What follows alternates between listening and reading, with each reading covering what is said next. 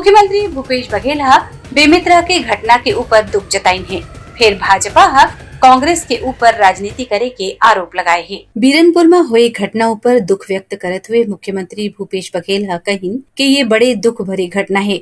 मोर प्रदेश मोर परिवार है और प्रदेश के कोनो परिवार के ऊपर बीते दुख मोर अपन परिवार के दुख है। श्री बघेल एक घटना में मृतक के परिवार वाला मन भर सहायता के रूप में धनराशि के साथ परिवार के सदस्य ला नौकरी दे के घोषणा भी करें। कल अटल साहू जी और संदीप साहू जी परसों गए थे।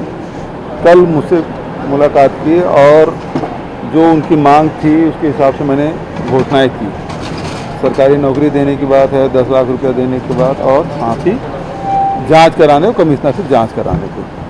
आज वो लोग खबर संदेशा देने गए और मृतक के पिताजी से मेरी बात कराई और उन्होंने संतोष व्यक्त किया कि आपने जो जांच कराई, जांच की घोषणा की है, और उन सब तीनों घोषणा के लिए उन्होंने धन्यवाद भी दिया और कहा कि न्याय मिलना चाहिए।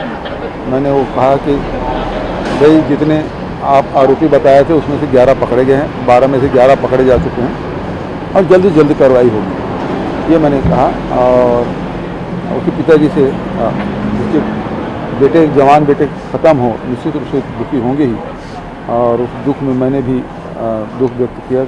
मैं भी शरीक हूँ आपके दुख में।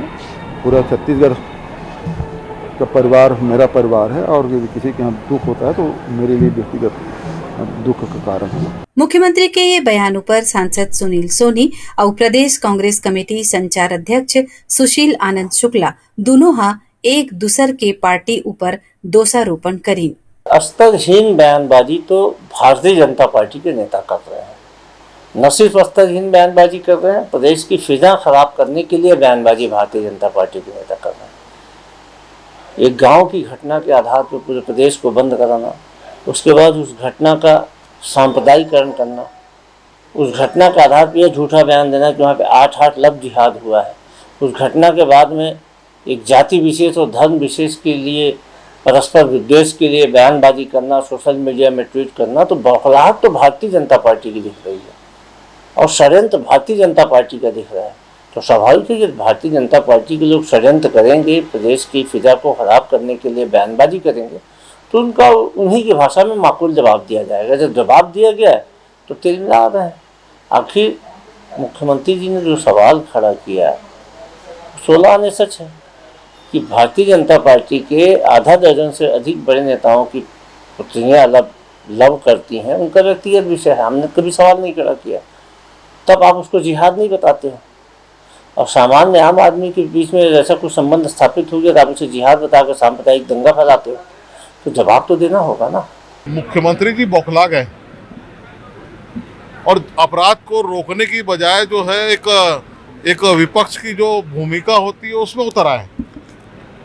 मुख्यमंत्री जी को ये मानना चाहिए, आज 4.5 साल गुजर गए आप, अब ये सोचे कि आप सरकार में हैं, इस छत्तीसगढ़ के मुखिया हैं, मुख्यमंत्री हैं, आपकी अपनी सरकार है, आपको लॉ एंड ऑर्डर ठीक करना, आपको लोगों को जिनके साथ अन्याय हो रहा है उनको उनकी रक्षा करना, उनको न्याय देना, ये आपका काम है।